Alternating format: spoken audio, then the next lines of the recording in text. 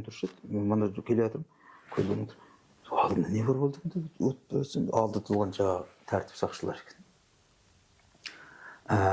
Мынау ананың кесірі болды ғой, ана жақта бір нәрсе болып жатыр депті. Бұл не нәрсе болды екен деп, театрға шейін асығып барып, театрға барып жаңылдап бардым, не екен білмей.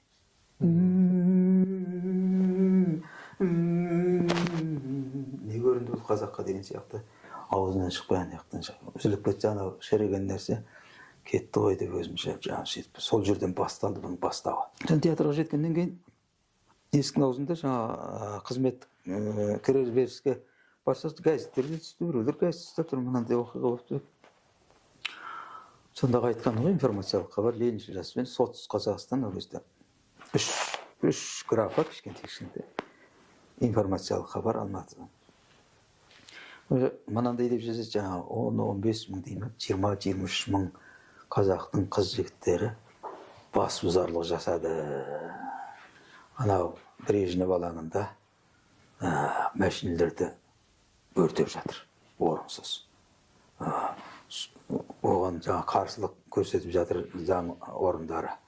Бірақ соған бағынбай машина өртеп жатыр, мындай ішіп алған бәрі. Оған кім сенеді? Дені сол адам сенбейді ғой. 3 адам ішереді, 10 адам ішінші. Сөйтсек жаңа жерге барып, машина тегін арақтар таратты сол кезде. Тегін берген ғой, жәшік. Конечно, енді ішетіндері бар, бүрттайтындері бар, суықты бас аяқ дейтіндері бар, жаңа аязда. Сонда информациялық хабар етті, ананы одан сайын жүрді ғой. Ақын ізде. Маған не болды ма? Өзім.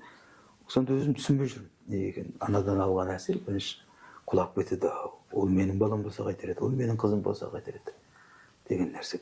Неге дүрліктірді бұл балаларда, жас балаларда?